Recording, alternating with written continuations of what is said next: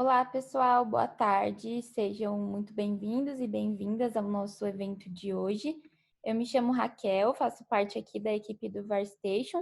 Bom, sou uma mulher de cabelo cacheado, escuro, estou usando uma camiseta azul, óculos e também estou em um fundo cinza. E como vocês sabem, né, dia 8 de março foi o Dia Internacional da Mulher e é por isso que a gente decidiu ter uma iniciativa mesmo de promover um evento que falasse um pouco sobre essa questão que nós vamos discutir hoje, que é a liderança feminina.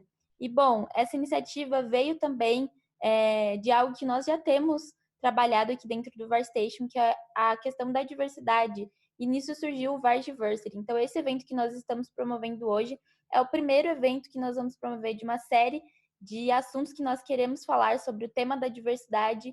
Então, fiquem atentos mesmo, porque ao longo desse ano, ao longo dos próximos anos, nós vamos trazer cada vez mais essa abordagem da diversidade para dentro do VarStation também. Falando sobre as nossas convidadas de hoje, que eu tenho a honra de apresentar aqui para vocês, a primeira delas é a doutora Lídia Abdala, ela é presidente executiva do grupo SABIN de Medicina Diagnóstica. A segunda convidada é a Miriam do Carmo Branco da Cunha, ela é diretora executiva de recursos humanos da Sociedade Brasileira Beneficente Israelita Brasileira Hospital Albert Einstein, e a doutora Patrícia Munerato, que ela é diretora de marketing Latam na CPage Organization, parte da Naher Corporation. E eu quero dar as boas-vindas a todos vocês, dar boas-vindas às nossas palestrantes de hoje, às nossas convidadas, que vocês tenham um ótimo evento e o que vocês tiverem de dúvidas, de perguntas, quiserem interagir, comentar, fiquem à vontade para deixar tudo isso no chat e a gente vai separar um tempo específico depois somente para o debate, então também fiquem à vontade para falar e compartilhar com a gente a nossa experiência. Quem vai estar hoje mediando essa conversa também é a Carla, ela faz parte aqui do time do VarStation, ela é head de vendas e ela vai estar com a gente aqui hoje falando também sobre esse assunto. Bom, eu quero começar convidando a doutora Lídia, eu vou interromper aqui meu compartilhamento de tela e a doutora Lídia pode começar a apresentação dela, falar um pouquinho, compartilhar com a gente sobre a trajetória dela, sobre a carreira, para que a gente possa conhecer um pouco mais. Obrigada pela atenção de todos. Bom, é um prazer estar participando aqui com vocês, né? Obrigada a VarStation aí pelo convite, Raquel, né, Carla e os demais, todos aí que me convidaram. Bom, eu sou Lídia, sou presidente do grupo SABIN e sou farmacêutica bioquímica de formação. Me formei, sou mineira, vocês vão perceber logo, né? Tô pensando aqui por onde que eu começo a contar toda a história, porque é muita história, me deram 15 minutos, então vou contar tudo em 15 minutos, tá bom, Raquel? Mas vocês vão perceber logo, né, pelo meu sotaque, moro em Brasília já há 21 anos, 22 anos, e não perdi ainda o sotaque de mineiro, vocês vão perceber, mas me formei na Universidade Federal de Ouro Preto, e logo que eu me formei, vim para Brasília. Não conhecia ninguém. Na realidade, meu namorado, na época, né, que eu conheci em Ouro Preto, é engenheiro civil, se formou lá um ano antes de mim. Na época, o mercado para engenharia civil estava muito difícil no Brasil e ele conseguiu, né, uma boa oportunidade em Brasília. Então, eu me formei um ano depois, decidi, né, vir para Brasília. Eu digo que há 22 anos atrás, né, Brasília é longe de tudo, então realmente, e há 22 anos atrás parecia mais longe ainda, porque hoje, né, hoje a gente está num mundo globalizado, né, muita facilidade antes da pandemia, né, de transporte aéreo e tudo, mas há mais de 20, 22 anos atrás não era tão simples assim, né, Brasília para a gente era uma terra distante, mas eu decidi vir, e pensei, se eu começar minha carreira em qualquer outro lugar, vai ser muito mais difícil depois de eu tomar a decisão, né, de deixar, às vezes, um emprego, uma oportunidade, ou mesmo um mestrado, que eu já tinha vontade de fazer na época, e ir para Brasília. Enfim, decidi vir para Brasília, sempre gostei de medicina laboratorial, desde o curso de farmácia é um curso muito amplo, né, então, assim, é um curso com uma atuação muito diversa. Então, eu fiz estágio ao longo, né, da minha graduação em farmácia de manipulação, em farmácia hospitalar, nutrição parenteral, manipulação de quimioterápicos. Então, cheguei a trabalhar em um hospital, né, em farmácia hospitalar, cheguei a trabalhar um pouquinho com farmácia de manipulação, drogaria. né? Mas desde o início do meu curso, que eu tinha muito claro que eu queria trabalhar com análises clínicas, era o que eu gostava de fazer. Assim foi, então não fiz minha habilitação, me especializei em análises clínicas, vim para Brasília, e no início em Brasília trabalhei em hospital, trabalhei em farmácia e procurando oportunidades, né, em laboratório. Surgiu uma oportunidade, eu falo que hoje a gente fala, né, de trainee, na época não tinha esse nome ainda, né, a gente não usava esse termo ainda de trainee, na época era estagiário mesmo, eu era recém-formada, mas entrei como trainee, então, aqui no meio de 99, agosto de 99, e estou aqui até hoje, fiz toda a minha carreira. Eu digo que o SEIB foi crescendo e eu fui crescendo junto, né? E isso tem muito a ver, claro, que com a filosofia de gestão da empresa, com também o caminho, a jornada que a empresa, né, foi tendo e eu junto. Eu entrei, então, atuei muitos anos na área técnica, como gerente técnica, depois como superintendente técnica. Claro que fiz meu mestrado na UNB em Ciências da Saúde, endocrinologia, e depois do mestrado, né, tinha um plano de fazer doutorado, mas aí eu já não fiz doutorado, já mais na área de saúde, eu já tinha assumido superintendência técnica e já tinha assumido a responsabilidade por outras áreas, né, administrativas, área de supply chain, suprimentos e todas áreas que eram grandes dentro da empresa. E aí veio a área de tecnologia na época, então eu tive que também, aí eu comecei a buscar, né, isso já desde 2003, quando eu assumi gerência técnica, eu comecei a buscar conhecimentos e outras competências e habilidades que eu não tinha no meu curso de formação. Então, fui fazer um curso de finanças corporativas, fui fazer MBA, né, em gestão empresarial, buscar conhecimentos de gestão administrativa financeira mesmo, que eram conhecimentos que eu não tinha ainda. Sempre gostei muito de trabalhar com gente no sentido de liderar, de influenciar. Sempre gostei de desafios, né? Eu digo sempre, o pessoal do SEIB me conhece e sabe que eles brincam e falam, né? A gente nunca pode levar um problema para a doutora Lídia sem uma proposta de solução. E é assim mesmo, né? Eu falo muito para eles aqui, a gente tem ali o copo pela metade, a gente sempre tem duas possibilidades, né? Ver ele meio cheio ou meio vazio. A gente tem que olhar para ele sempre meio cheio, o que eu tenho que fazer, né? Para de fato ele tá enchendo cada dia mais. Então, é claro que o saving é muito assim, e eu também, e isso são fatores que são determinantes aí ao longo da minha carreira. Eu trouxe aqui, né, um pouquinho, só para contar um pouquinho, então, né, do que é a nossa visão aí de liderança feminina, e para vocês entenderem um pouquinho do contexto, né, do saving, de como a gente trabalha aqui dentro, né, quando a gente fala de carreira, de liderança. O saving é uma empresa fundada como um laboratório de análises clínicas, uma empresa de medicina diagnóstica, e que tem aí na sua missão oferecer serviços de saúde com excelência, né, a visão de ser referência em saúde, América Latina, os nossos valores, que a gente diz sempre, eles não são valores para estarem descritos como uma política, ou na parede, ou nas apresentações, mas de fato são os nossos grandes guias aí no nosso dia a dia, e o nosso propósito, que é de inspirar pessoas a cuidar de pessoas, a nossa razão de existir.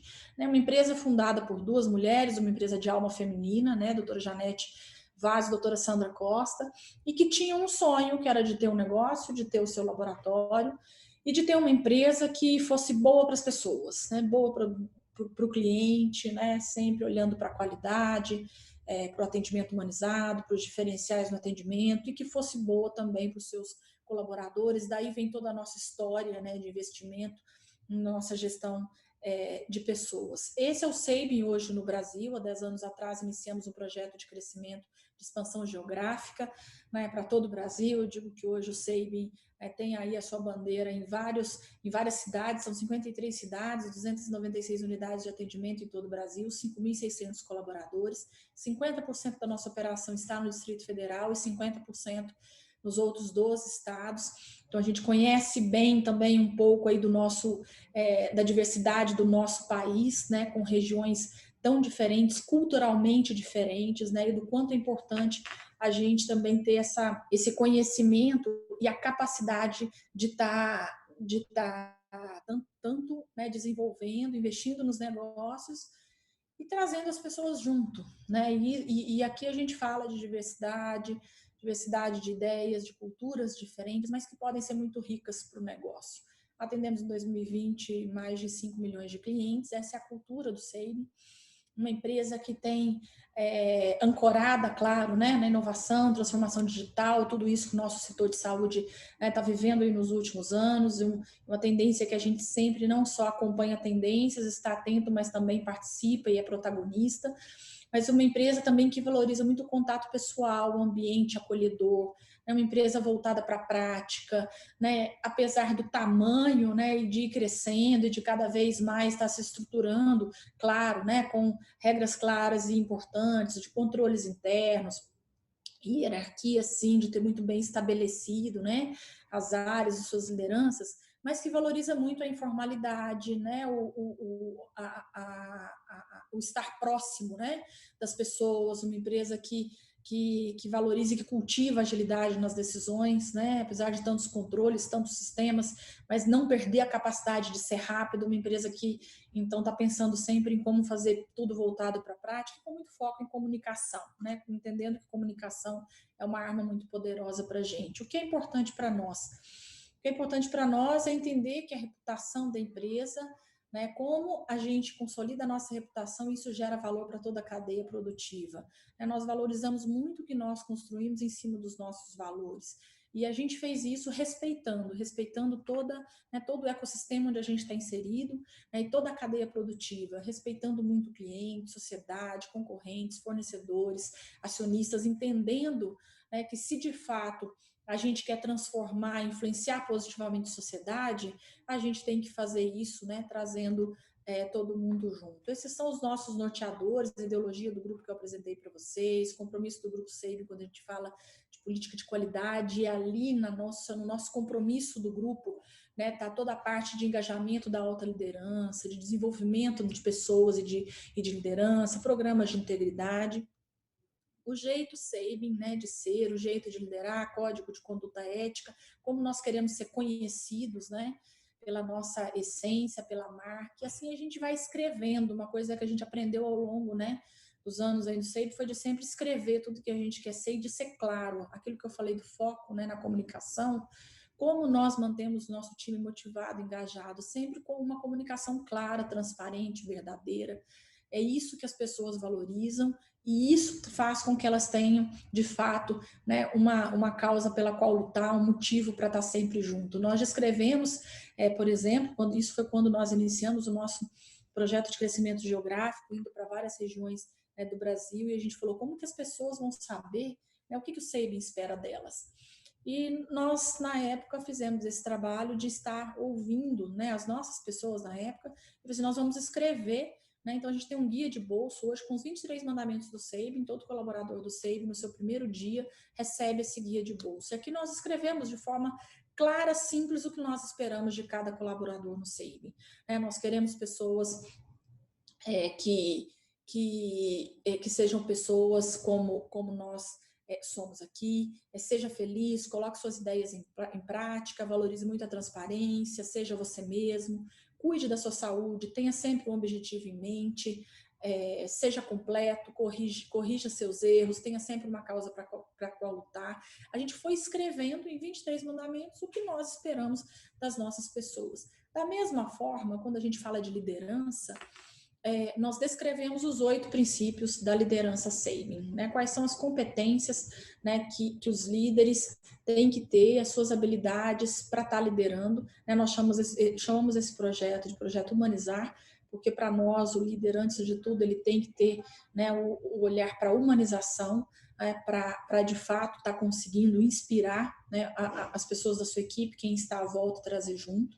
Então, o líder ele tem que ter paixão por servir, ele lidera por valores e propósito, ele desenvolve pessoas, ele compõe equipes de alto desempenho, ele possui visão de negócio, ele orienta para a inovação, planeja estratégia e ele promove e facilita mudanças. Esse é o nosso modelo de gestão de pessoas, né, com os pilares que nós trabalhamos aí, nossas políticas e práticas em cada um destes pilares, o atrair, desenvolver, desafiar, recompensar, reconhecer e comemorar. Para a gente, claro, o principal pilar é o atrair, a gente escolhe as pessoas certas para estar no grupo, né, uma fala minha que eu digo sempre, e que eu falei alguns anos atrás, até numa entrevista do Great Place to Work, eles fizeram uma pergunta, né, o que a gente buscava nas pessoas quando a gente estava fazendo o processo seletivo e trazendo as pessoas para o grupo. E eu falei, aqui a gente contrata o sorriso e desenvolve a técnica, né? Por quê? Porque a técnica nós temos inúmeras ferramentas, né, para estar desenvolvendo, para estar capacitando, para estar treinando. Mas o sorriso é aquele que as pessoas trazem consigo, o seu jeito, a sua, né? O sorriso ele vem da alma, ele vem do coração. Isso a gente não treina, a gente não coloca o sorriso no rosto das nossas pessoas, né, às 6 horas da manhã, lá na nossa unidade, para estar recebendo os nossos pacientes, né, que muitas vezes chegam preocupados, aflitos, né, angustiados, ou mesmo achando ruim, né, de ter que vir colher sangue. Então, a gente tem esse pilar do atrair e muito critério em quem a gente traz no grupo, para que a gente tenha pessoas alinhadas aos nossos valores, ao nosso propósito. Uma empresa, como eu disse, de alma feminina, né, que tem 77% de colaboradoras mulheres, e isso é uma característica do nosso setor de saúde, mas que tem também 74% de mulheres na liderança, acompanhando aí o que a gente tem de colaboradores, e essa é uma exceção, né? A gente sabe que poucas empresas no mundo, né, têm isso, exatamente porque é o grande desafio hoje global, né, das organizações, das empresas e organizações. A gente percebe que muitas empresas, muitos segmentos, muitas vezes tem uma presença muito grande de mulheres trabalhando, mas que quando vai para a liderança, sobretudo para a alta liderança, esse indicador vai caindo, né, cada vez mais. Hoje nós temos 62% dos cargos de gerência e diretoria, né, pertencente às mulheres, não só a liderança média, mas na alta liderança também, é um indicador que a gente acompanha. Somos signatários dos princípios de empoderamento das mulheres ou mulheres, estamos aí com a melhor empresa para trabalhar para a mulher trabalhar no Brasil pela Great Place to Work há vários anos. E temos um programa de diversidade implementado, né, desde 2018. Por que nós implementamos? Porque nós sabemos o quanto é importante, né, como eu disse, uma empresa de alma feminina, uma empresa que sempre valorizou muito a justiça, a equidade, né, a inclusão das pessoas, mas com o crescimento do grupo a gente entendeu também que era importante a gente ter isso, né, organizado, estruturado dentro da empresa. As mulheres controlam grande parte do consumo no mundo, então é importante, né, que as mulheres, a gente olhar para as mulheres não só como as nossas trabalhadoras, as nossas colaboradoras, mas também como consumidor, né? As mulheres representam 58% da força de trabalho no Brasil e são menos de 10% em posição de liderança. Nós sabemos que em 2025 vai existir um homem, né, para cada uma mulher e meio trabalhando, né? E a gente não vê isso acontecendo na velocidade de formação de liderança. As pesquisas, né, mostram que a correlação entre as ações, né, mais valorizadas, e isso a gente está falando de estudos feitos, inclusive com empresas listadas de capital aberto, as ações mais valorizadas são aquelas empresas que possuem equilíbrio de gênero, né, nas suas empresas, apesar que 1/3 das empresas do mundo não tem mulheres em cargos de liderança, o que é muito ruim.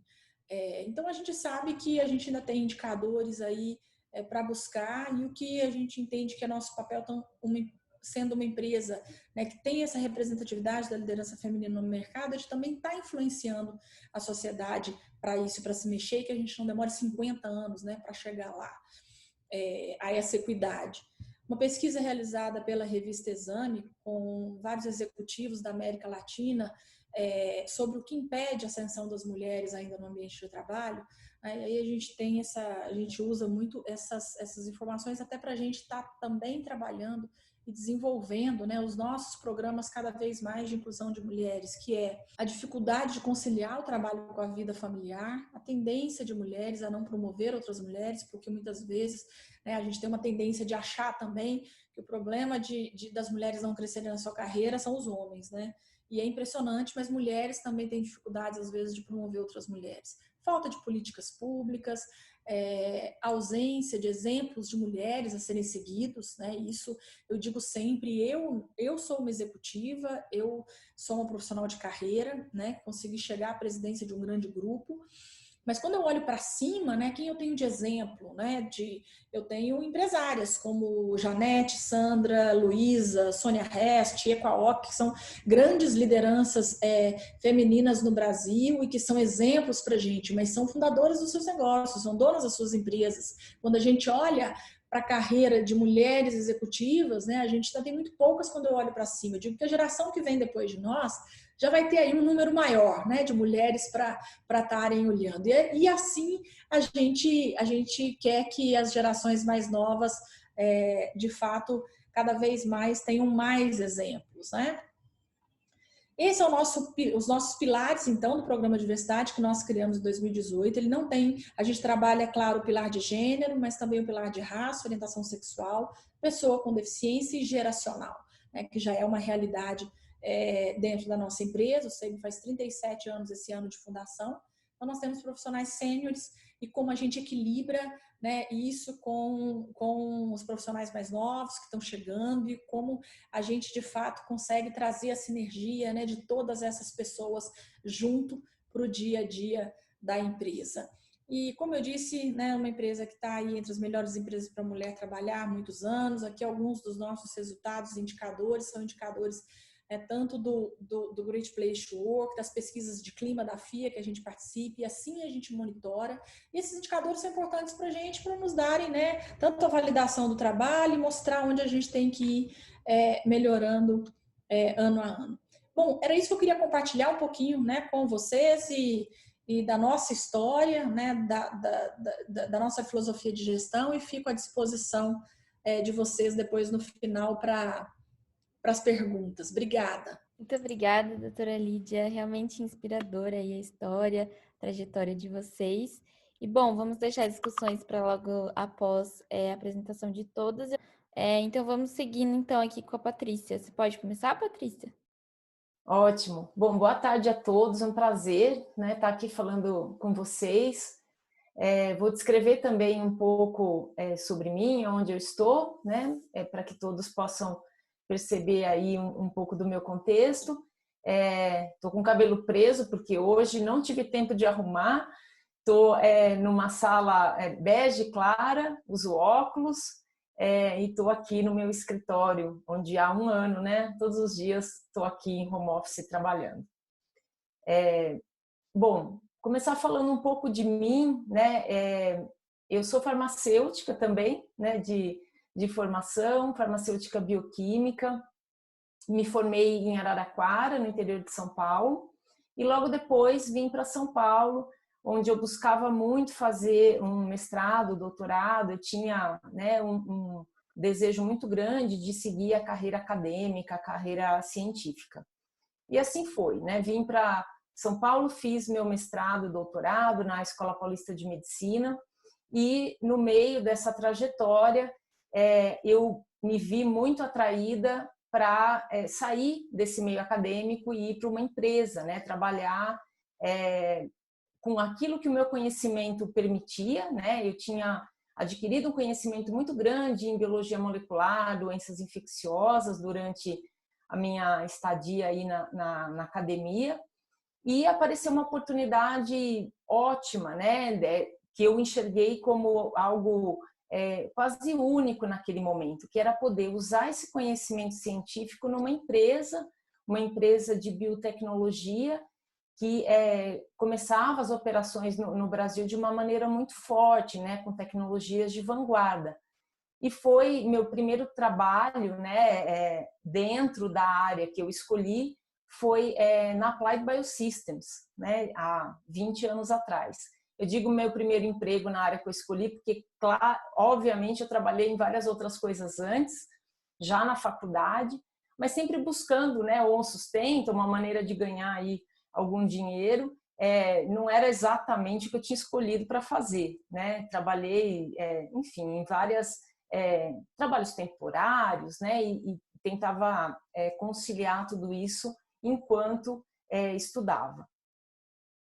E muito bom. Aí comecei, né, a minha carreira aí dentro dessa empresa 20 anos atrás, num cargo de assessor técnico científico, onde eu era apaixonada, né? Apaixonada pelo que eu fazia, porque eu conseguia passar esse conhecimento para várias outras pessoas, e não só passar, mas também adquirir, porque enquanto eu estava muito trancada na universidade, eu recebia o conhecimento dos livros, né, e dos professores, dos meus colegas ao lado, mas quando eu fui trabalhar na Applied Biosystems, o meu escopo aumentou muito, né? Eu viajei a América Latina, eu visitei muitos e muitos clientes por todos os estados brasileiros, e isso me trouxe uma oportunidade muito grande de conhecer outras realidades, outros desafios, e eu aprendia todos os dias, né, com isso, e adquirindo esse conhecimento que era uma grande paixão para mim. Então, tá claro que, assim, apesar de hoje eu ocupar, né, um cargo que é um cargo executivo dentro da empresa, da Cifeid, que é do grupo Danaher, eu vim de uma carreira acadêmica. E eu não tenho nenhuma dúvida de que a paixão, né, pela parte técnica, né, pelo conhecimento científico, né, foi o que me trouxe até aqui, ainda é o que me brilha o olho todos os dias para continuar fazendo o que eu faço, né? Então aí eu queria trazer o primeiro ponto que eu acho que é muito importante, né? A gente está aqui discutindo liderança feminina e alguns aspectos, né, de como essa liderança executiva em cargos altos às vezes pedem para que esses executivos bloqueiem algumas coisas que são paixão, né? Não é porque você está no cargo executivo que você não pode ter paixão pela ciência ou gostar de fazer uma área técnica. Então, esse eu acho que é o primeiro aspecto que eu quero compartilhar com vocês sobre a minha história de liderança. Em algum momento, e eu vou relatar um pouco mais, eu achei que eu não devia, né, seguir expondo essa minha paixão, mas depois eu vi que era um erro enorme, né? E isso é super importante, né? Para eu atrair pessoas para trabalharem na organização, manter pessoas apaixonadas também dentro das organizações que eu gerencio. E bom, esse resumo é rápido, né, sobre a minha formação profissional e um pouco do meu histórico. Eu queria voltar um pouco atrás e trazer, eu vou compartilhar aqui a minha tela com algumas palavras que têm um sentido muito forte para mim, né? E essas palavras eu acho que elas guiam, né, de uma forma bastante representativa a minha história de liderança. A primeira delas é a infância, né? E a infância é uma palavra forte porque eu acho que ela faz parte da formação. Assim como eu comecei relatando para vocês, né, que eu sou farmacêutica, etc. Antes de ser farmacêutica, obviamente fui criança. Isso faz parte da formação, né? E lá na minha infância, pensei bastante, né, no que eu ia trazer para compartilhar hoje. E, na verdade, é algo muito simples, né? O que teve de especial na minha infância é que nunca ninguém questionou se eu era menina ou menino, né?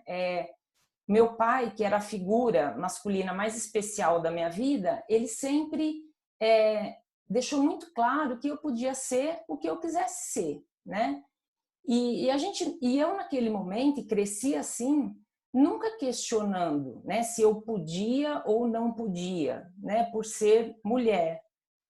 Então, na verdade, toda essa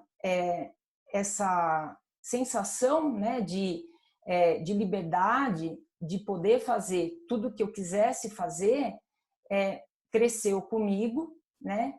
E os sinais vinham de uma pessoa, essa figura masculina que era o meu pai, de uma maneira, para mim, muito forte, porque era alguém que eu confiava, né? Então, a confiança é algo essencial. E essa é a segunda palavra, confiança, né? Então, a infância, a primeira, a segunda, a confiança. E essas duas palavras fazem parte até hoje, né, da minha trajetória de liderança. porque eu acredito muito que não existe liderança sem confiança, né? E a confiança, ela é algo que a gente não pede, né? Que a gente não compra, enfim, que a gente não impõe. Confiança é algo que se adquire, e para se adquirir é preciso estar muito próximo, né? É preciso estar muito em contato, é fazer parte. Por isso eu confiava no meu pai e acreditei quando ele disse que eu podia ser e fazer tudo o que eu quisesse.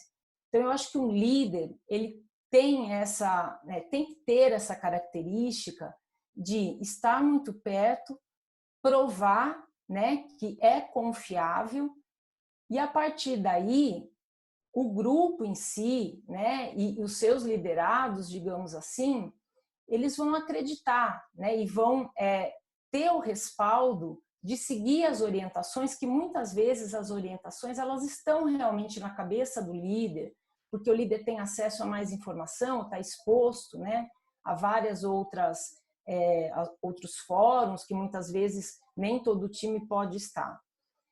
Então, passar essa confiança é algo fundamental, né, para conseguir ganhar o engajamento e determinar, né, qual é o caminho a ser seguido. E ao longo da minha jornada, algo muito interessante é que, como eu disse, ao longo, né, da minha infância, juventude, eu nunca passei por nenhuma questão de preconceito ou falta de oportunidade por ser mulher. Não, na verdade, a primeira vez que eu senti, né, que existia uma barreira, eu já estava num cargo de liderança, né? E foi algo assim muito sutil, né? Eu demorei um pouco a entender o que estava acontecendo, porque eu já ocupava um cargo executivo, mas eu sentia que eu precisava me encaixar num determinado modelo, né? Eu precisava me encaixar num determinado perfil que né, era o desejado naquele momento, que era o perfil masculino na grande maioria. E isso, na verdade, eu não me senti mais insegura, digamos assim, para fazer o que eu tinha que fazer, porque eu tinha muita confiança no que eu podia fazer, me sentia muito preparada para fazer, mas aquilo me incomodava, né? Eu, num primeiro momento, entendi que eu deveria, né, me adaptar a esse perfil e busquei um coach, né? Eu fui fazer um coaching para mudar, né? Eu precisava mudar. E o meu perfil, na verdade, não encaixava porque eu tenho um perfil muito calmo, né? Muito pacato, em algumas palavras-chave aí de liderança, etc. Já fui, inclusive, chamada de low profile, né? E eu acho, eu tomei essa palavra um pouco como, esse termo, né? Um pouco como uma crítica naquele momento. Eu entendi, low profile, será que é algo que eu não sou capaz, ou que, né, devagar, ou algo assim? E não, né? Na verdade, isso tem um sentido diferente. Low profile é alguém, como eu estou descrevendo, muito calmo, muito atento, alguém que faz as coisas com muita determinação, na maioria das vezes sem ruído, sem barulho, né? E o coaching, né, o coaching que eu fui fazer me fez entender isso, né? Ele falou, isso é uma característica espetacular, né? Porque você tem que usar isso a seu favor e não contra você. Você de fato não tem essa liderança agressiva, né? Algo que fala alto e impõe. Não, seu estilo é outro, seu estilo de liderança é muito diferente, mas nem por isso ele está errado, né? E aquilo, de fato, me abriu muito a cabeça para pensar, verdade, né? Assim, se eu buscasse as referências dos líderes que eu gosto de seguir, né? Daqueles que eu gosto de estar perto, não era aquele estilo agressivo, aquele estilo que talvez fosse o modelo, né? Na maioria das empresas. Eu tenho esse estilo que é diferente. Por que não tomar proveito desse estilo, né? Enfim, e aí eu depois do coach, eu aceitei, né, ainda melhor esse meu estilo mais atento, mais conectado com pessoas, e sou extremamente conectada com as pessoas, e isso me dá uma grande vantagem, eu diria assim, né? Porque essa conexão com as pessoas me faz estar próxima, me deixa muito mais susceptível a adquirir confiança, né? Justamente porque essa interação é onde eu posso mostrar os meus valores, né? Mostrar que eu quero estar perto, que eu vou estar ali na hora ruim e na hora boa. Isso me permite, né? Só me permite porque eu estou conectada com as pessoas. Então, eu uso isso a meu favor hoje, né? Depois de passar aí por alguns questionamentos. Esse é o modelo. Não, num cargo executivo você tem que ser diferente. Não, você jamais vai chegar a um cargo executivo com esse estilo, né? Pensei tudo isso em vários momentos da minha carreira, mas depois de refletir e passar, né, por esse coaching, ficou muito claro que é totalmente possível, né? E também tem um outro fato, que isso é muito peculiar das mulheres. Não que os homens não possam, e conheço líderes, homens, tão sensíveis quanto eu, né? Eu me considero uma pessoa muito sensível e conectada com as pessoas. Obviamente não é só uma característica das mulheres, mas as mulheres têm isso muito mais acentuado, né? Mais fácil. Então, assim, diante dessa história, o conselho, né, que eu queria deixar, a mensagem principal que eu quero deixar use as vantagens, né, de ser mulher num cargo de liderança. Observe aquilo que é natural em você, né? Aquilo que que te move, aquilo que você acredita, aquilo que são os seus valores, aquilo que te deixa à vontade para fazer o melhor de você, né?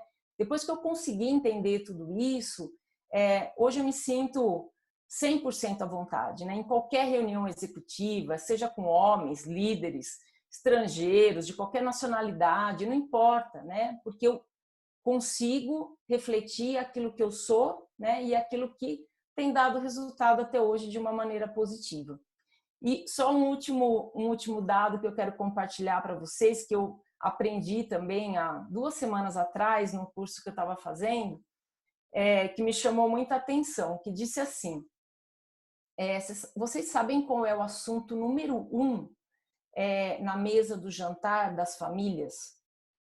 Bom, eu imaginei que fosse o trabalho, né? Porque é natural, as pessoas que trabalham chegam em casa, vão jantar com o marido, com os filhos, acaba falando de trabalho. Mas, na verdade, o assunto central é o chefe, né? Não é só o trabalho, mas é o chefe, é o líder. Então, isso me fez refletir mais uma vez. Eu quero ser um bom assunto, né, na mesa das pessoas, e quero que elas falem de mim de uma maneira positiva, né, para não estragar o jantar de ninguém. Então eu deixo essa minha experiência com vocês, e vai ser legal depois ouvir algumas perguntas. Obrigada. Uau, muito obrigada mesmo, Patrícia, por essa trajetória inspiradora. Com certeza a gente vai ter muita coisa aqui para perguntar. A Miriam voltou agora, né, Miriam? Se você quiser, pode já começar também sua apresentação, e daí daqui a pouco a gente já começa para o debate. Obrigada, gente. Obrigada, Raquel. Eu voltei. Pena ter perdido uma parte final da doutora Lídia e o comecinho da Patrícia, mas com certeza nas discussões a gente consegue aí criar outras conexões. Bom, eu sou a Miriam, muito conhecida no mercado como Miriam Branco. Sou uma mulher branca, tenho os cabelos lisos, castanhos. Estou na minha casa fazendo essa live. E não sei porque essa inconstância da internet bem hoje, né? Num momento tão especial. Estou com vestido um fundo branco estampado com verde e azul. E vou contar um pouquinho da minha história. Eu sou diretora de recursos humanos no Einstein há 14 anos, mas a minha história começa bem antes, né? Até nos bancos da escola. Eu sou formada em matemática. eu escolhi depois assim, de muitas análises do que eu ia fazer, eu era uma aluna, uma boa aluna, estudei sempre escola estadual, escola do estado, venho de uma origem humilde, com poucas referências, minha mãe sempre foi uma dona de casa, e assim, uma pressão da família para que eu fosse professora, né? Uma profissão tão bonita, muito valorizada, mas eu queria outras coisas. Eu não sei o que tinha dentro de mim que eu queria outras coisas.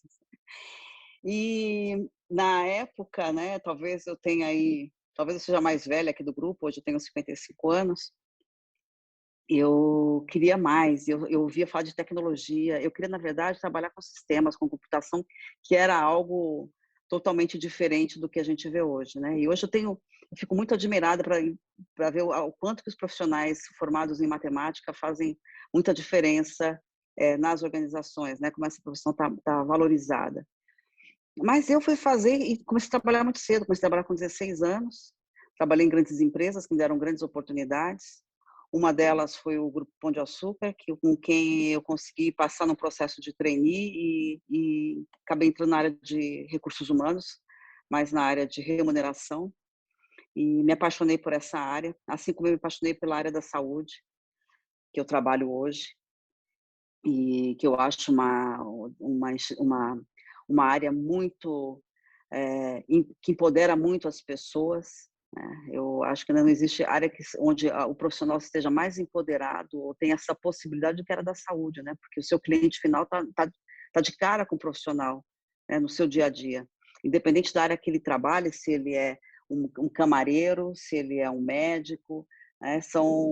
É aquele profissional que representa uma organização e tem uma importância muito grande naquele tratamento. Então isso sempre me encantou.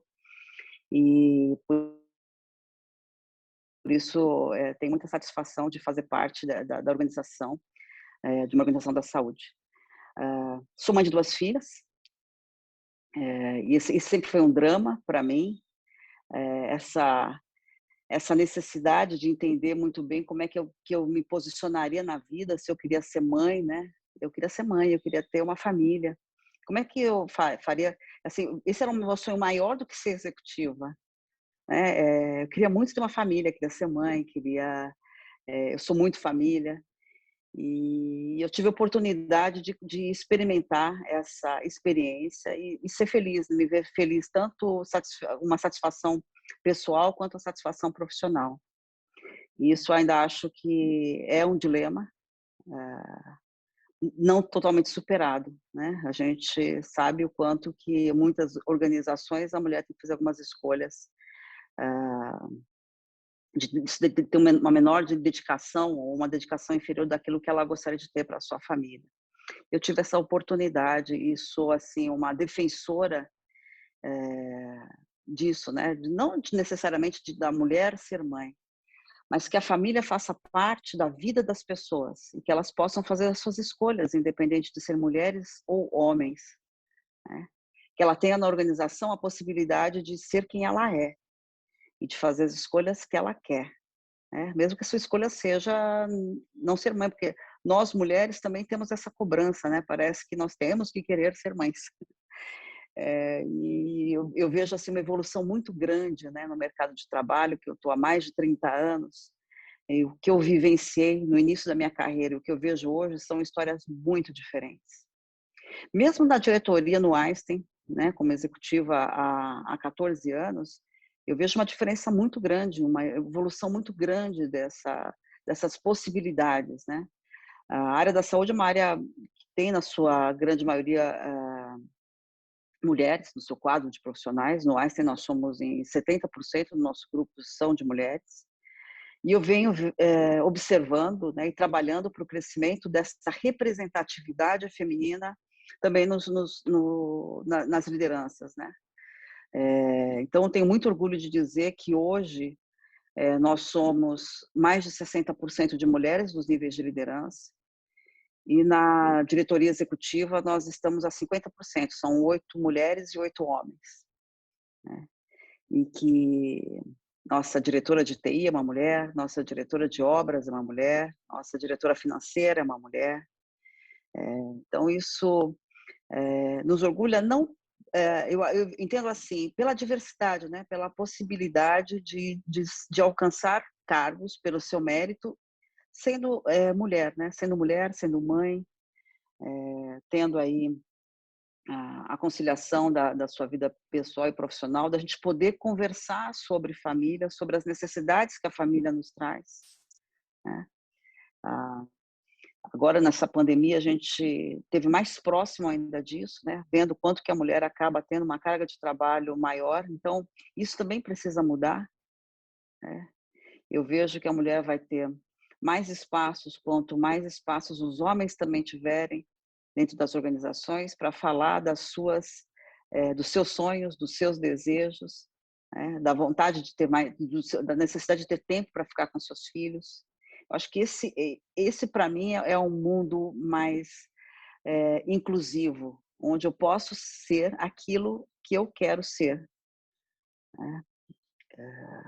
Pai, mãe, executivo, né? E que esse espaço seja aberto para todos, de uma forma inclusiva. Quero dizer que isso não era assim, eu vivenciei outras coisas. Quando eu faço questão de falar que eu estou com vestido, eu tive uma época da minha vida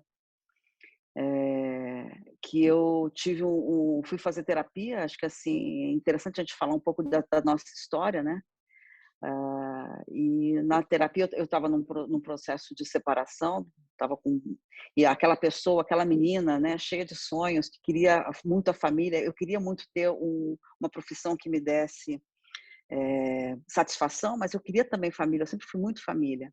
E chegou um momento na minha vida onde meu relacionamento conjugal já não estava indo bem, e uma cobrança que normalmente também é das mulheres, né? Se esse relacionamento não está indo bem, onde é que eu estou errando, o que eu poderia fazer diferente, será que estou dedicando mais tempo para a minha carreira do que para a minha família? Então, esses dramas todos eu fui procurar terapia, e eu lembro que na época eu tive um sonho, era uma terapeuta que trabalhava com sonhos, e eu falei que tinha sonhado que eu estava com uma saia e eu passava no meio de uma obra. E os homens que eram operários ali olhavam para mim. E eu lembro que ela me perguntou assim: você tem essa saia? Eu falei: não, eu não tenho saias. Eu não uso vestidos, eu aboli isso do meu guarda-roupa há algum tempo. Mas por quê, né?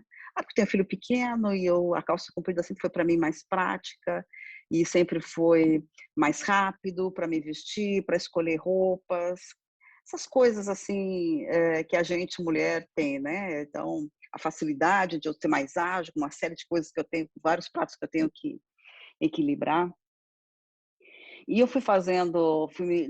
nesse meu processo de autoconhecimento, eu percebi que eu tinha me masculinizado, na verdade, né? Apesar de ser mãe, apesar de mulher, eu tinha adotado para mim uma postura mais masculina. E isso estava me trazendo problemas, né? Problemas para mim, inclusive para a minha saúde. E eu acho que assim, quando eu digo da gente ser o que a gente é, e ouvindo um pouquinho aí da finalização da Patrícia, o quanto que é importante a gente ser respeitado pela forma que a gente é, pelas escolhas que a gente faz. Eu acho que essa é a grande evolução que as organizações precisam, né? Abrir espaço para você poder ser aquilo que você é, e isso ser aceito. Eu não tenho que me instalar num quadradinho, que é o quadradinho desejado pelas organizações. Mesmo porque toda a nossa história das organizações, ela é muito mais masculina do que feminina, né? E o que a gente precisa é um equilíbrio entre essas duas coisas. Não é que uma é melhor que a outra. Elas se complementam, né? E a gente tem a oportunidade de ser uma mulher e falar manso, e ser um homem e falar manso, né? E ser mais sensível. Esses espaços que a gente precisa discutir. Então, eu quero parar por aqui. Eu acho que tem uma contribuição que pode ser positiva também, ouvindo aí as questões, as perguntas das pessoas. E aproveitar para agradecer esse convite. É sempre bom a gente poder falar da gente abertamente e ter esses espaços para também influenciar pessoas com as nossas histórias. Muito obrigada, Miriam. Bom, eu vou me apresentar. O meu nome é Carla, eu sou bióloga, sou head de vendas no VarStation. Bom, eu estou aqui trabalhando também em casa, no meu escritório. Estou usando uma camisa preta com bolinhas brancas e tenho cabelo castanho e uso óculos. Bom, eu agradeço a todas aí por contarem um pouco das suas histórias. São histórias inspiradoras e eu adoraria que a gente tivesse umas 3 horas para conversar, porque conforme vocês contavam as histórias, eu ficava cheia de curiosidade aqui sobre vários assuntos. E eu achei interessante o que a Lídia trouxe sobre a porcentagem de homens e mulheres, né, na área de trabalho, e como no SEIB eles conseguiram fazer diferente, né? Porque eu tinha visto uma pesquisa do ISPER, que acho que é do final de 2019, início de 2020, que eles falam que eles levantaram que 26% dos cargos de liderança, de diretoria, são ocupados por mulheres e apenas 13% por presidentes, né? A gente tem apenas 13% das mulheres em cargos de presidência. Mais que isso, quando você tem essas mulheres nesses cargos de presidência, você aumenta em 4 vezes a chance de ter outras mulheres no conselho e 2,5 vezes de ter mulheres em cargos de liderança operacional, nos demais cargos de liderança. Então, você veja como é importante você ter mulheres como exemplo, né? Então, a gente consegue se espelhar nessas mulheres e dizer, sim, eu posso atingir um cargo de liderança, e como as mulheres nesses cargos, elas têm um outro olhar, elas já passaram por isso e elas vão criar oportunidade para que outras mulheres se sintam à vontade para crescer, para expor as suas ideias e para ser quem elas são. E, Patrícia, eu tenho que comentar que eu já conversei com algumas pessoas que trabalharam, foram seus colaboradores, eles sempre elogiaram muito esse teu jeito de trabalhar com calma, com tranquilidade. Não era assunto ruim no jantar, então? Não era. Eles sempre elogiaram, falaram, não, é muito tranquilo, a gente tem muita liberdade para falar, para se expor, etc. Então, eu também sou adepta desse jeito mais tranquilo. Mas você acha que em algum momento, eu acho que você já contou um pouquinho, mas vocês acham que em algum momento esse jeito assim um pouco mais que às vezes eu já ouvi isso, é mais feminino, isso pode ser interpretado realmente como não, uma pessoa que não lidera, que não tem voz, etc. Vocês já foram interpretadas, além de você, Patrícia, assim, dessa forma? Ela tem um jeito muito feminino para lidar. Eu acho que depende do ambiente, né, onde você está, né? Então, por exemplo, quando a gente fala aqui do SEIB, né, eu falei que é uma exceção, né, no Brasil, no mundo, porque realmente os índices aí, né, de mulheres em alta liderança e cargos de liderança são muito baixos. E aí eu acho assim, nos 2 últimos anos, a gente está vendo aí a movimentação de novo global, as empresas sendo cobradas por isso, inclusive, né? Empresas aí que têm capital aberto sendo cobradas, né? Não só pelos indicadores de equidade de gênero, mas também pelos seus programas e políticas, né, de equidade em outros pilares. E aí vem, né, os movimentos aí pela igualdade racial também. Então, eu acho que é fato que o mundo todo está cobrando muito mais isso. Mas é claro que depende muito do ambiente que a gente está. Tem ambientes que já são mais naturais, né? Dentro do SEIB isso é muito natural, porque, de novo, né, como eu disse para vocês, uma empresa que é fundada por 2 mulheres, isso que a Patrícia e tanto a Miriam, né, falou bastante também, isso que a Miriam falou, de naturalmente você vai se masculinizando, seja porque é mais fácil, seja porque aí isso acontece com a gente, né, Miriam? Eu tô de calça, eu não preciso nem me preocupar, a forma como eu sento, né? Você tá de vestido e de saia já é diferente, a gente tem filho pequeno, aí você tem que andar com o menino e suja a roupa, e o menino puxa a sua roupa, enfim, isso tudo. Mas aí eu acho que entra também a nossa forma de ter um pouco de disciplina, assim, de disciplina e de atenção pra gente. Porque pensando não só na gente, mas no quanto a gente consegue influenciar o ambiente onde a gente está. Porque isso são sinais, né? Porque o que os homens têm?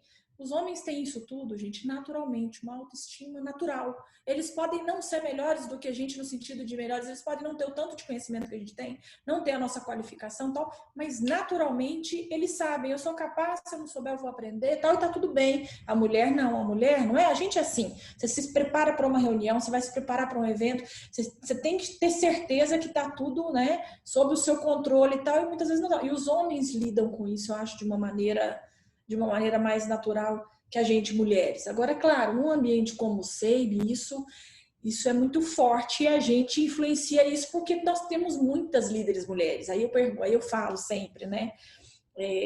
Uma vez alguém já me falou assim, doutora Lídia, a gente vê você falando muito, né, da importância da alta liderança, de ter CEOs, presidentes mulheres. O indicador é esse, cara, 3%, né, das empresas do mundo tem presidentes mulheres, né? Eu na saúde, por exemplo, né? Eu tô falando do Brasil, por exemplo, é muito comum, né? Não acho normal e não me conformo, mas é muito comum, né? Eu estar em reuniões, em fóruns de presidentes, né? Na saúde, acho que é só eu, a Denise da BP, que somos presidentes, CEOs aí de empresas mulheres, né? De empresas que têm a presidente, o principal cargo da saúde mulher. E quando a gente vai para outras empresas, eu estou muito acostumada a participar de fóruns de presidentes, em que você tem 60 presidentes, né? E 2 mulheres, 3 mulheres, 4 mulheres, né? Porque é essa mesma representatividade. Então, assim, isso é normal? Isso não é normal. Né? Tá errado. Se a gente é 50, mais de 50% da população. Então, assim, enquanto a gente não for mudando isso, né? A gente não vai conseguir, de fato, influenciar, porque quem está na liderança principal, a gente tem que trazer mais gerentes, diretores, outras lideranças, porque é quem vai estar selecionando, quem vai estar, né, participando do processo seletivo, porque isso te ensina, isso faz a empresa também movimentar para a importância da igualdade, porque a importância é a diversidade. Eu não estou falando que a empresa tem que ter só mulher, o SEIB acontece ao contrário, inclusive. Às vezes, a gente monitora todas as áreas, 100% das áreas, em todas as regiões do Brasil. Tem lugar que às vezes você fala assim, lá não pode contratar mulher mais não, lá precisa de homem, porque lá só tem mulher. Então isso acontece no SEIB e a gente tem um olhar para isso, porque a riqueza está na diversidade. A representatividade tem que ser igual em todos os níveis de liderança, né? A gente faz isso para mulher, a gente faz isso para negros, a gente faz isso para aqueles pilares ali que eu coloquei da diversidade. Mas esse tem que ser um compromisso, isso tem que estar na essência da empresa, da organização. E quem faz isso acontecer, a gente que é mulher, a gente tem que fazer a nossa parte de, eu estou aqui, né, eu estou acompanhando, estou monitorando, a gente compra outras empresas. E aí quando a gente compra outros laboratórios, outras clínicas, aí a gente começou a ver, porque até 10 anos atrás, doutora Janete e doutora Sandra às vezes falavam isso aqui, assim, né? Lídia, também tem hora que acho que o povo exagera. Imagina que alguém vai pagar diferente para mulher e para homem, né? Nem elas acreditavam, né? Porque sempre nunca tiveram nessa realidade, né, de que isso acontecia e acontece, né? Quando a gente passou a comprar empresas, aí vem as empresas aí que você tem, né? Porque os fundadores são médicos, são bioquímicos, são homens. Quem empreendia, né? Há 30, 40, 50 anos, abriram empresas que estão aí até hoje. Pouquíssimas mulheres, né? E aí a gente vê as empresas, às vezes, que a gente compra, que só tem homem na liderança. 100% de homem. Né? Então você fala assim, tá distante de mim? Não tá. Por isso nós criamos os indicadores, o programa, o Comitê de Diversidade nosso 2018, que nós falamos assim, tem que ser claro, a comunicação tem que chegar em todos os lugares, né? Enfim, então acho que eu falei muito sobre como eu enxergo, né, o papel aí nas empresas, mas eu sei que o ambiente do SEIB ele é um ambiente muito diferente, né, de outras empresas. E vocês veem assim que, para você, eu acho que é claro, e quando a gente fala dessa diversidade, né, as pessoas veem, parece que a gente está falando só do nosso lado, né, porque eu sou mulher e eu preciso de um ambiente com mais diversidade, mas a maioria das empresas não tem essa visão. Vocês conseguem enxergar e mostrar isso sobre como uma empresa pode crescer mais, trabalhar melhor, tendo maior diversidade? Vocês têm essa visão clara? Vocês acham que é difícil as empresas terem essa visão? O que acontece que elas ainda não veem isso? Elas não enxergam isso? Eu acho que as empresas têm... perdão, Miriam. Já passo. Não, pode falar, Patrícia. Eu acho que as empresas têm, Carla, ao longo dos últimos anos, eu diria na última década, isso mudou muito, né? É uma pauta, né? As pessoas param para discutir isso e tomam ações, né? Para ser mais inclusiva, mais diversa, como a Lídia falou. Eu acho que isso é uma notícia super positiva. As empresas já falam conscientemente sobre isso. O que eu acho que é um dado importante e também cultural, né? Porque aqui a gente está falando de coisas, o ser mulher, né? Que carrega aí uma questão cultural, né? Que é o ambiente que a gente vive e cresceu e etc. E a gente não pode esquecer que do lado masculino também é cultural o homem se preocupar com ele, com a carreira dele, né? É uma visão individualista. De novo, não estou dizendo que é certo ou errado, mas é um fato. Então, assim, os homens planejam a carreira, eles focam nisso, né? Ao longo da vida profissional. E as mulheres muitas vezes estão preocupadas se elas estão empregadas ou não, né? Se elas estão fazendo bem ou não. Então, é um pouco cultural também. Um pouco, não muito. Eu acho que é bem isso, bem cultural. E só completando aqui, né, Carla, se você me permite, é bem cultural e nós, a partir do momento que a gente coloca esses assuntos em pauta, a gente começa a fazer uma reflexão. É como se a gente estivesse tirando uma nuvem dos olhos e começar a olhar. Como é que uma instituição que tem 70% do seu grupo de força de trabalho feminino não tem mulheres na liderança? Como é que num país que tem 50% de pretos e pardos, não tem essa representatividade na liderança? Não assim, é meio questão de lógica, né? Se a gente tirar essas amarras culturais e começar a olhar isso, assim, olhar para o lado. E aí eu acho que indicadores começam a ser trazidos de forma muito bacana para as organizações, que começam a ser colocados à prova. Se você fala que você respeita a diversidade, cadê a diversidade? Né? E é o que a gente está vendo de uma forma maravilhosa em todas as redes sociais, porque isso ficou também tão escancarado, que assim, você tira uma foto, gente, é assim, você vê uma foto que você não vê mulher, você fala, opa, o que é isso, né? Do que nós estamos falando? O que é? Não podemos nem falar que é time de futebol, porque, ao contrário, o time de futebol feminino vem dando shows aí, né? Então, assim, na verdade, um processo de reflexão, de evolução do olhar, né? Do olhar do mundo que a gente está vivendo hoje, né? Então, eu vejo, assim, muito positividade, mas isso ainda é muito presente por causa da nossa cultura. Perfeito. Com certeza. Com certeza. A Lívia quer fazer uma pergunta para a gente. A Lívia é bioinformata do nosso time. Lívia, você quer falar? Sim. Olá, boa tarde para vocês. Sou Lívia, né? Eu sou bioinformata do VarStation. E, primeiramente, muito obrigada por todas essas experiências que vocês compartilharam com a gente. Eu me senti um pouquinho representada na experiência de cada uma de vocês. Eu acho isso muito legal, assim, ver esse conjunto, assim, né? Refletido em mim também, né? E levando nessas partes de reflexões e espelhamento que eu tive, eu tenho duas falas que eu achei interessante, uma da Patrícia e uma da Lídia, né? E que a Patrícia, ela falou assim, uma das palavras que me representa é a infância. O meu pai me deu liberdade de eu ser o que eu quis ser, né? Não te colocou amarras.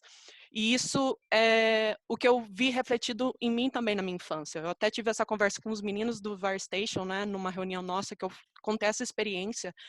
E levando em consideração o que a Lídia comentou, que na verdade a Miriam também falou um pouco, que essa parte cultural do homem, né, de ser mais proativo e tal, às vezes eu sinto, né, que a influência que o meu pai, né, uma figura masculina, teve para que eu fosse forte, me deu a possibilidade de sempre pensar que eu era forte, entendeu? Eu vejo isso muito em mim atualmente. A minha pergunta, né, a reflexão talvez que eu queria trazer aqui para a discussão é que vocês acham que se desde da infância, né? Principalmente a figura materna, já que a gente está nessa cultura mais patriarcal e querendo ou não, ainda o homem tem mais, né, poder na sociedade nossa, se os pais se empenhassem um pouco mais em trazer essa força para as mulheres, se vocês conseguiriam ver essa mudança um pouco mais rápido na nossa sociedade de uma forma geral. Porque eu vejo que, por exemplo, a influência do meu pai participou muito de como eu vejo o mundo agora, sabe? E é isso. Obrigada. Lívia, eu acho que você falou um ponto que é fundamental, né? A Miriam, a Patrícia também citaram isso, é cultural, né? Não tem jeito, nosso país é assim, né? A gente está presente em todas as regiões do Brasil, então, assim, a hora que você vai para a região norte, nordeste, né? Nossa, mesmo centro-oeste, algumas regiões mais de interior, né? São situações que até hoje você não imagina, assim. Né? Tem regiões que eu chego, por exemplo, e que me avisam, falam assim, ó, Lídia, você é presidente do CEIB, você é presidente do grupo e tal, mas assim, não adianta você ir falar sozinha, você ir para essa reunião sozinha, porque eles não vão te ouvir, né? Não vão, né? Às vezes nem te recebem. Então, assim, eu tenho que levar um diretor meu junto, eu tenho que levar um homem junto comigo. Isso é realidade no Brasil hoje, porque aí nessa hora, né, como você diz, eu não sou eu naquele momento ali, eu estou precisando muitas vezes, né, resolver uma situação, uma coisa que eu dependo, né, do outro lado e que é negócio, eu não vou nessa hora dizer não, mulher tal, por quê? Porque isso está tão, de fato, entranhado, né, que é difícil de mudar. Agora, o que os nossos, né, as nossas famílias, por exemplo, eu não tenho dúvida de que isso é fundamental. Meu pai, assim como a Patrícia falou, eu tive sempre o mesmo, né, a mesma, não só exemplo, mas estímulo do meu pai, né, tanto minha mãe quanto ele fala, eu até me pareço muito mais, né, até com o jeito dele, tudo, e olha que meu pai é árabe, meu pai é de uma família árabe, né, e os árabes, os sírios, lá então que mulher, enfim, não preciso dizer, né, o tanto que mulher lá não tem que trabalhar, não tem que fazer nada, cuida, né, e lá até hoje ainda é muito institucionalizado as diferenças de homem e de mulher, mas o meu pai sempre teve uma visão de muito, eu digo que muito além, fez 80 anos, né, final do ano passado, e ele, com toda a simplicidade dele, né, uma pessoa que ele não tem nem segundo grau, né, completo, mas é uma pessoa que estuda muito, que lê muito, super culto, e que comerciante, né, sempre foi muito bom comerciante, e ele me ensinou desde novinha, né, a fazer negócio, a vender.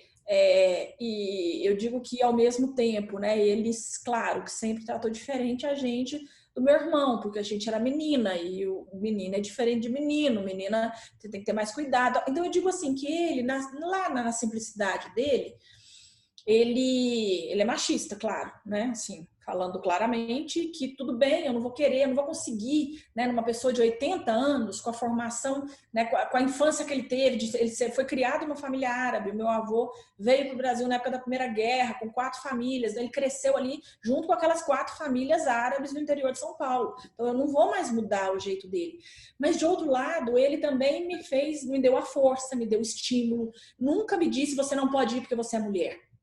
Né, ele me ensinava, então, dentro do que ele entendia. Às vezes, quando eu falava alguma coisa, ele falava, Lídia, essa palavra aí é muito feia para a mulher falar. Né? Tipo assim, homem pode falar palavrão, mulher não, porque é feio. Né? Então, assim, mas assim, eu digo que em várias coisas, quando eu me casei aqui em Brasília, na primeira vez que ele veio me visitar e tudo, ele e minha mãe, aí depois eles voltaram, eles moram no interior de Minas, né? Voltaram no interior de Minas, e minha mãe me ligou uns dias depois, falou que ele tinha gostado muito, ele falou assim, mas seu pai ficou preocupado. Falou assim, não sei se esse casamento da Lídia vai dar certo, não, porque assim, ela chega em casa todo dia depois do marido, não tem comida, não é ela que ela não se preocupa se vai ter janta, assim, realmente, eu nunca fiz compra na minha casa, meu marido sempre cuidou do supermercado. Então, assim, eu percebo que ele sempre me deu a força, foi um exemplo, né, de me colocar para frente, para fora. Quando eu decidi vir para Brasília, aquilo que eu contei, né, para vocês, que eu liguei, minha mãe só chorava, porque Brasília era o fim do mundo, eu ia ficar muito distante. Ele pegou o telefone e falou, minha filha, se você acha, né, o Andrei já está lá, se você acha que é lá que você vai encontrar a sua oportunidade, se você pensa, né, em realmente seguir sua vida com ele, você tem que ir mesmo e você vai ter todo o nosso apoio. Então, assim, ao mesmo tempo que sim, né, ele tem sempre teve esse cuidado, né, de menino, isso para tudo, até hoje, Lívia, até hoje eu viajo, às vezes viajava, né, quantas vezes, fazia viagem internacional, eu me lembro que uma vez eu estava, era quase meia-noite, pegando uma conexão em Miami de volta para Brasília, eu liguei, né, para eles, porque eles sabiam que eu estava em conexão e tal, a primeira pergunta que meu pai fez foi assim, Lídia, mas quem que tá aí com você? Tem algum homem aí com você? A pergunta dele foi clara essa, mas tem algum homem com você? Porque acho que ele pensou assim, como que minha filha sozinha, mulher, tá no aeroporto de Miami meia-noite, né? E com ninguém, sem nenhum homem junto. Aí, nessa hora, eu não tive coragem de dizer para ele que eu tava sozinha. Aí eu falei, tem, pai, tem sim. Tem o pessoal aqui do SEIB comigo e tu, falei assim, entendeu?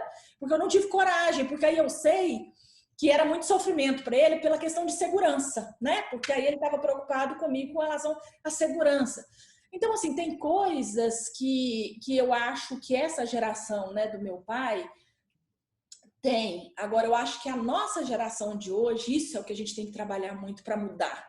Né? O meu marido já é de uma geração mais nova, diferente, que também teve uma formação cultural, né, machista e tal, mas que é diferente.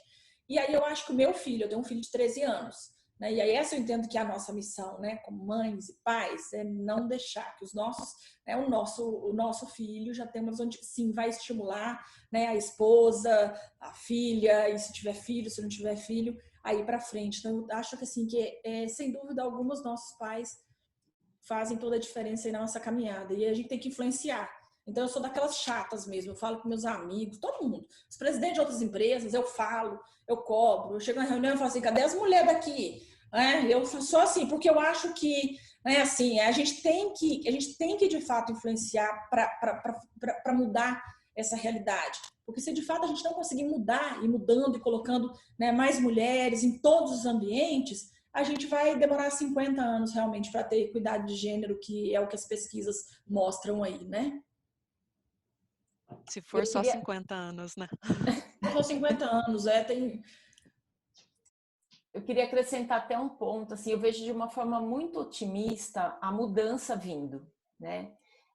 Assim como a gente vê as mulheres ainda pouco representadas, mas já estão tomando um espaço.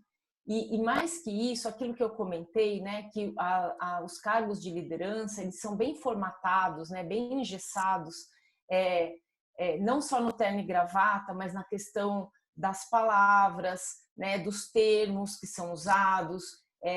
Tem curso para isso, né? Aliás, a maioria dos cursos de formação em gestão usam, né, esses termos e etc., que são replicados nas reuniões, ou seja, é um protocolo que se segue. Né? Então, claro que você tem que estudar, saber o conteúdo para fazer parte daquela discussão, né? Isso não tem que mudar. O que tem que mudar é a forma, né? E eu acho que a gente tá vindo, né, de uma geração, a gente tem aí uma série de mudanças acontecendo para mais criatividade, né? Para mostrar resultados de uma forma diferente, questionar mais, né? Já cansei de entrar em reunião com um dashboard lindo, né? E ninguém questiona nada.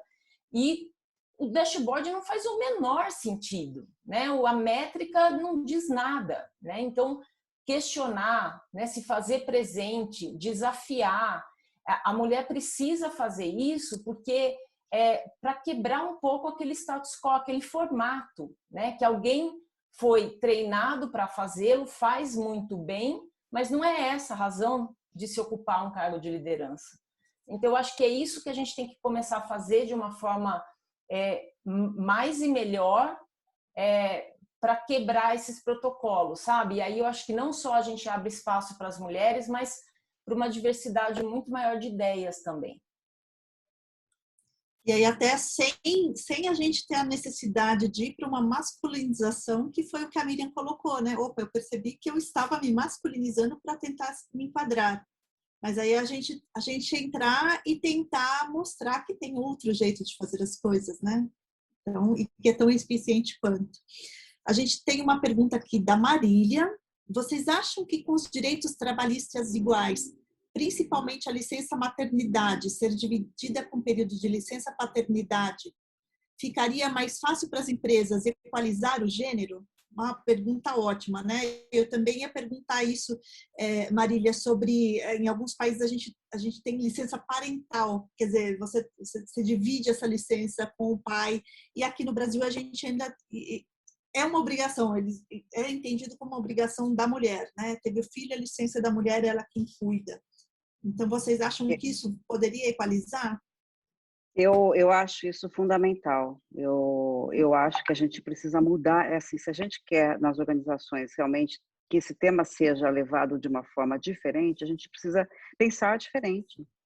né? Então, esse tipo de coisa já acontecem. Primeiro que, assim, os casais hoje em dia já são diferentes dos casais do passado, né? Então, nós precisamos pensar isso de uma forma diferente. Essas leis precisam ser mais aderentes a esses novos modelos de família. Além de que aí você, sim, coloca para páreo o que é o papel do homem e de uma mulher, né? Ou de duas mulheres, ou dois homens, seja lá como for, mas você consegue encontrar uma forma diferente de equilibrar isso. Hoje, a mulher, ela se sente ainda muito culpada. E ela sempre se sente... Eu estou falando isso, gente, eu converso com muita gente, né? Por estar na área de recursos humanos. Eu também faço parte de uma mentoria colaborativa em que falo muito com mulheres, e eu percebo isso em diversos níveis sociais. Não é em alguns, são em diversos níveis sociais. A mulher ainda traz uma dívida por ter escolhido trabalhar. Isso é muito sério. Assim, é muito comum eu ouvir pessoas extremamente competentes, pessoas de sucesso, que sentam na minha frente e falam assim: o que eu preciso fazer para melhorar? Porque eu ainda tenho este gap. Esse tipo de coisa é muito feminino, de achar sempre que eu estou com uma dívida, eu ainda preciso melhorar, eu preciso ainda, defender esse meu espaço. E aí, até voltando, porque a gente está falando de relações trabalhistas, né? Entramos em remuneração também, que a Lídia também trouxe isso com uma clareza, ainda é um problema. Não é porque eu contrato uma pessoa ganhando mais ou menos. A mulher, muitas vezes, ela acaba desistindo durante o processo, porque ela não se acha capaz. Porque ela acha que se ela deixar o filho, ela vai estar devendo, né? Como a Lídia também lembrou, né? Eu chegar em casa, quem vai fazer o jantar? Quem vai fazer as compras? Isso precisa ser dividido. Enquanto isso não for dividido, tem que ser dividido provavelmente por leis que também permitam que isso aconteça.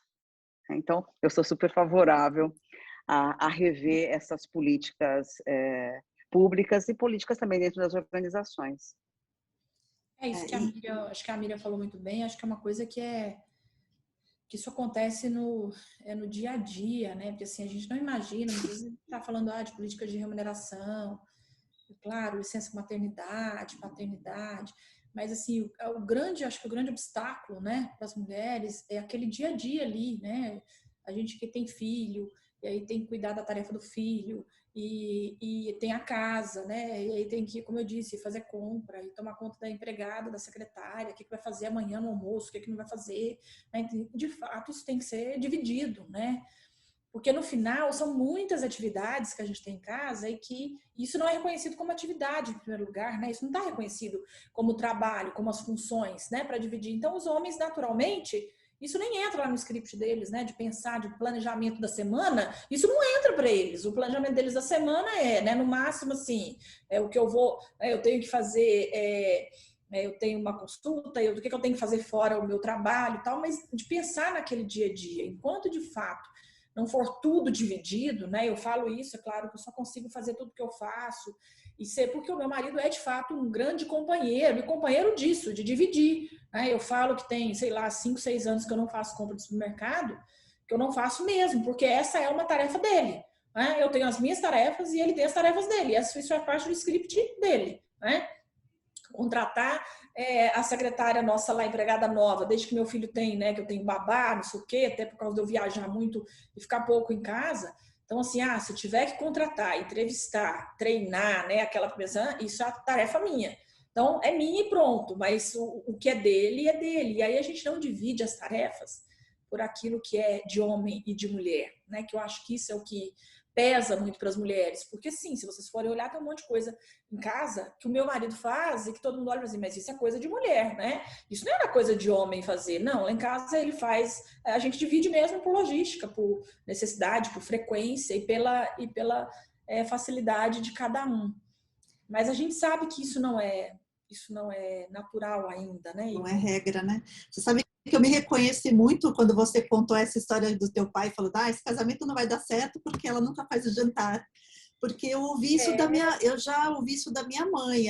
No meu caso, a minha mãe foi o grande espelho, porque apesar também da minha geração não havia toda essa discussão, a minha mãe sempre foi independente, a minha mãe sempre trabalhou, ela sempre sempre foi, né, a mulher que hoje a gente quer como exemplo. E ainda assim ela tem essa visão de que fazer o jantar era o meu papel. E um dia ela falou isso para mim, você tem que deixar o jantar pronto para quando seu marido chegar. Sim. E aí eu dei uma gargalhada. Eu falei, quando ele chegar, se ele chegar com fome, ele pode preparar o jantar. Então, lá em casa, é o mercado do meu marido. Então, se não tiver comida em casa, é a responsabilidade dele, não é minha.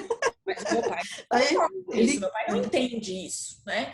E pensa eu, que sou de uma família mineira, minha mãe é mineira, né? Então ainda tem aquilo que mineiro faz tudo em casa, e tem que fazer em casa, e faz bolo, e faz não sei o que, tudo em casa. E minha mãe é uma exímia cozinheira, e eu nunca aprendi a cozinhar com ela. Enfim, mas é isso, né? É a realidade. É a mesma situação, mas você sabe que uma das grandes discussões entre as mulheres, etc., é que mesmo que às vezes o parceiro de vida, e aí eu vejo que não é o teu caso, mas muitas vezes o parceiro faz as tarefas em casa, mas você tem que falar para ele, olha, tem que ir ao mercado, você tem que fazer a lista e dizer o que está faltando, você tem que dizer o que ele tem que comprar, ou se ele tem que fazer uma tarefa ou outra tarefa, e que as mulheres acham isso muito desgastante, porque no fundo ela acaba gerenciando tudo e delegando uma tarefa que ele vai fazer, mas ele não tem, como você mencionou, ele não tem a preocupação de, essa semana eu tenho que fazer compras, eu não posso esquecer. Né? Eu tenho que planejar, ele não tem essa preocupação. Não e isso é muito desgastante, porque cai nas mulheres, não é natural. Então, a prova que a mulher... Desculpa, Carla, desculpa te interromper. É só porque a prova de que a mulher é uma excelente liderança nata. Exatamente. Eu acredito que muitos poucos homens iam gerenciar uma casa com as complexidades, com filhos, etc., como uma mulher. Então, você tem essa história de ser multitarefa, não sei o que, e da gente ter o cuidado do outro lado, né? Que é também não achar que porque a gente dá conta de fazer um monte de coisa, olhar tudo ao mesmo tempo e ser multitarefa é responsabilidade nossa. Né? Assim, não deixar isso, porque aí é onde sobrecarrega, é onde vem, né, o peso, né, na nossa saúde mental, que depois tem uma consequência na saúde física também. Então, a mulher também tem isso, até porque como nós de fato temos essa facilidade, né, a gente não pode naturalmente sair abraçando tudo, né? Sair abraçando tudo e querendo fazer tudo.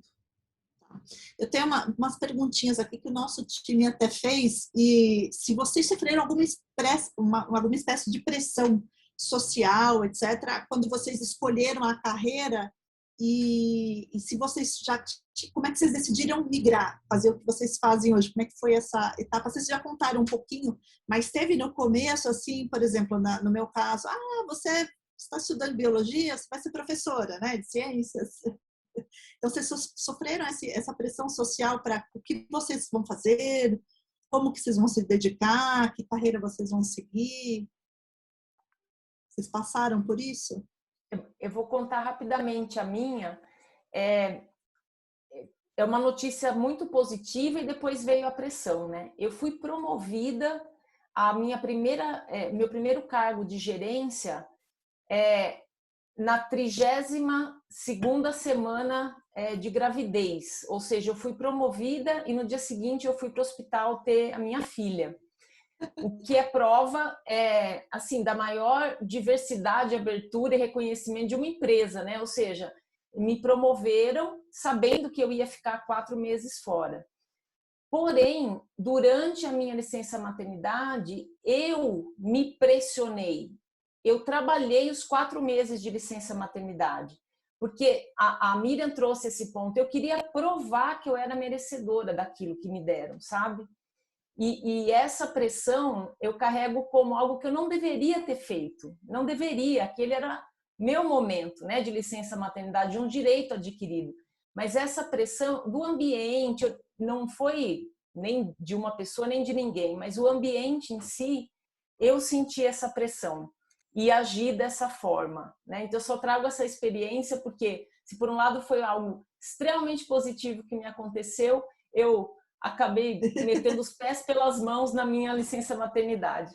Eu acho que assim, tem várias histórias, mas uma coisa que eu costumo lembrar, até comentei esses dias com as minhas filhas, na minha casa, minha mãe era mais machista que meu pai, muito mais. E também isso vinha do meu avô, né, do pai dela. E eu lembro quando eu tive minha segunda filha, minhas filhas têm 1 ano e 8 meses de diferença. E eu estava de licença, meu avô do interior de São Paulo, eu tive lá com meu marido no final do ano e ele chegou para o meu marido na minha frente e falou para ele assim: você não tem condição de sustentar sua mulher e seus filhos? Olha, olha a força disso. O meu marido ficou até sem ação, né? E eu falei para ele: eu trabalho porque eu quero. Então, assim, não tem essa questão, não está em jogo. Eu trabalho porque eu quero. Mas essas pressões, eu estou até fazendo isso porque também a pressão também vem do homem às vezes, né? De que, principalmente na maternidade, né? Que é uma coisa muito, muito profunda da mulher, né? Então, é uma O homem experiência. também ele acaba sendo vítima do próprio machismo, né? Sem dúvida. Não nega, né? Eu acho que hoje muito menos. Então, por exemplo, na geração dos meus filhos, acho que eles nem imaginam assim, eu vou ter que sustentar uma mulher, prover a casa, etc. E até porque acho que os nossos filhos, eles têm como exemplo as mães que têm, né? Que vão lá, que trabalham, que atuam, etc. E eles já ouvem falar sobre esse tema, acho que nas escolas, né? Hoje já tem escolas, né? Falando sobre a questão de cidadania, de diversidade, de igualdade. Eu vejo o meu filho, né? Meu filho tem 13 anos. Para ele não faz sentido, assim, né? Eu lembro que quando ele era novinho, a babá dele era negra, né? E logo que ele começou a ir para a escola, com 5, 6 anos, e a gente tinha muita preocupação, assim, dele crescer e de algum momento, né? Porque aquela coisa começa a frequentar a escola, ver demais internet e tal. A gente falou, tem que começar a falar, né, sobre isso com ele. Eu lembro que uma vez eu fui ter uma conversa com ele sobre essa questão de negros, tal. Ele já ele tinha 7 anos, ele já estava na segunda série. Eu lembro que ele falou para mim, falou assim: mamãe, isso é um absurdo, né? Essa escravidão aí que acontecia, isso não faz o menor sentido, tal. Mas por que você está me falando essa história de negro, né? Porque eu fui dar o exemplo, né, da babá dele, que estava com a gente e tudo. E aí eu vi que não fazia sentido o que eu estava querendo dizer para ele, assim, que ele não podia nunca, né, ter nenhuma fala, nenhuma palavra, nada. E eu falei com meu marido no dia, eu falei: André, é melhor a gente nem falar com ele, porque isso está na nossa cabeça, a dele não é assim, né? Ele nunca vai ser, né, nem... Porque aí a gente fala de vieses inconscientes, né? Que nós, às vezes, a gente se policia porque, de fato, a gente tem que ter. Eles não têm, né? Eles não têm os vieses inconscientes porque eles não são assim, né? Eles já estão vivendo em outro mundo. Eu acho que a geração deles, né, será outra. No meu caso, a pergunta que você fez, né, assim, eu não tive nenhuma pressão social, né, digamos assim. Eu tinha que...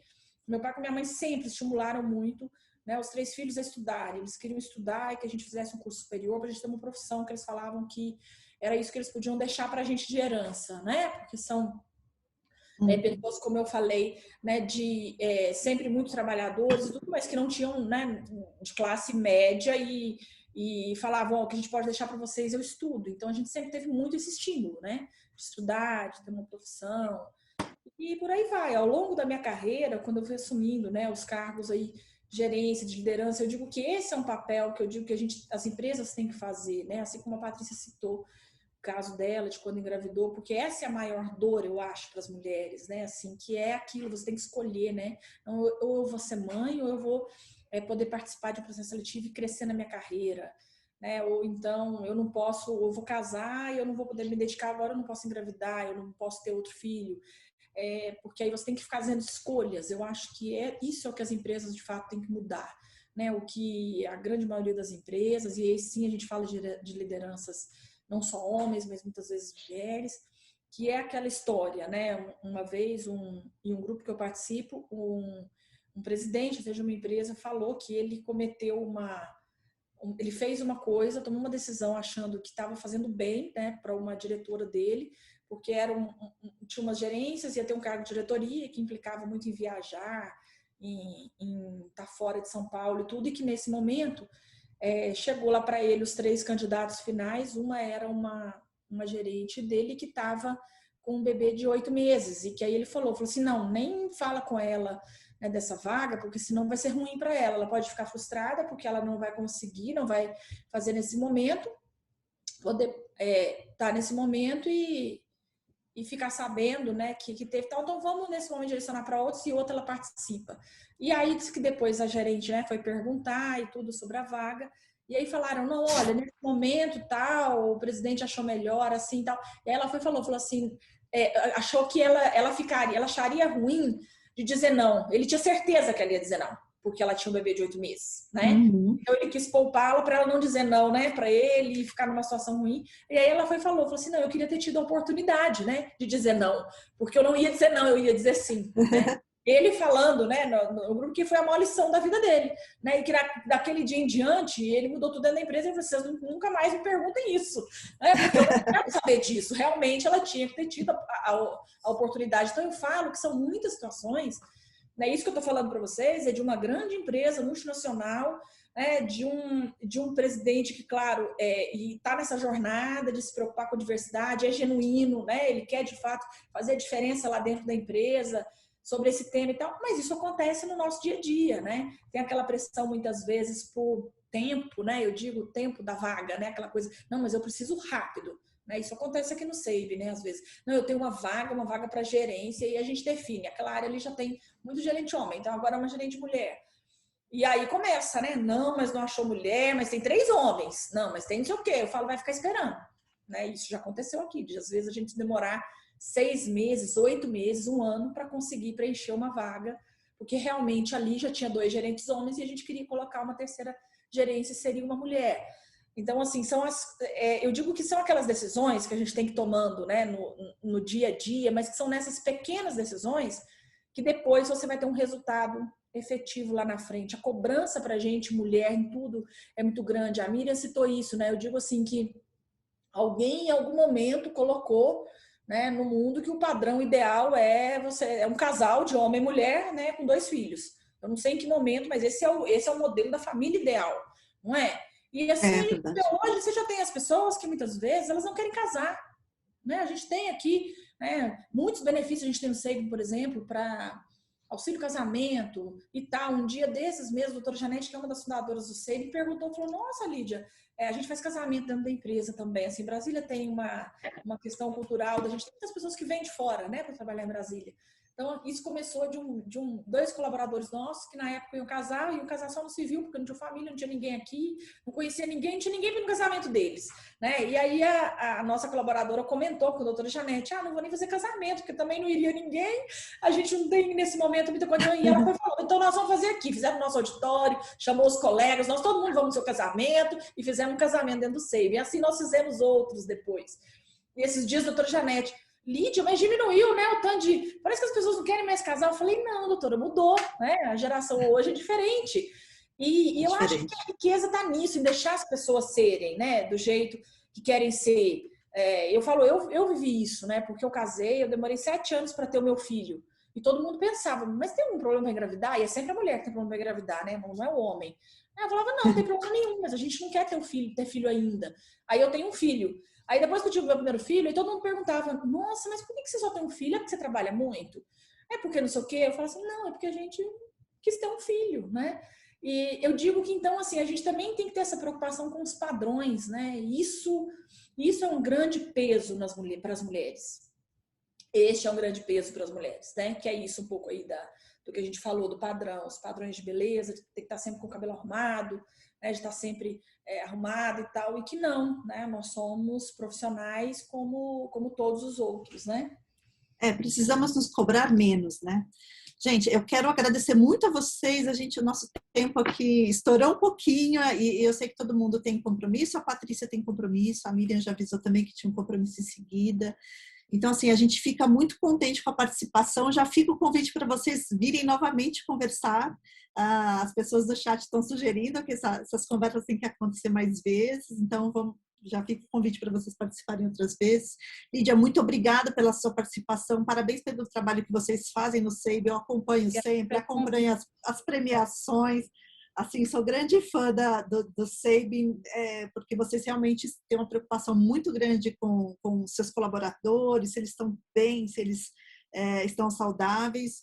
Miriam, obrigada também, muito obrigada. Eu sei do seu papel super importante, né, no RH do Einstein, quer dizer, uma máquina gigante que você tem que atender, assim, todos os dias centenas de pessoas e faz um trabalho lindo, né? Então tem muitas ações voltadas para a diversidade, para as mulheres e para outros grupos. Então, é super importante. E a Patrícia, que ela teve que sair porque ela tinha outro compromisso. Eu agradeço muito. A Patrícia tem uma carreira muito, muito bonita e é uma líder também, assim, muito carismática, além de muito eficiente. E eu agradeço a todas vocês pela participação. Espero que vocês possam voltar para conversar mais com a gente. As nossas portas estão sempre abertas para vocês virem e falarem sobre o assunto que vocês acharem que seja relevante e necessário. A gente está de portas abertas. Obrigada. Obrigada, viu? Obrigada mesmo. Foi uma honra, um prazer. Obrigada. Tchau. Boa tarde a todos. Bom trabalho. Obrigada, gente. Boa tarde. Gente, boa tarde a todos. Obrigada e acompanhe a gente nas redes sociais. Na próxima semana, né, Raquel? A gente vai ter, na semana seguinte, a gente vai ter um outro webinar também com mais 3 mulheres, assim, sensacionais. Então, nos vemos por lá. Obrigada a todos. Tem link de inscrição no chat também, pessoal.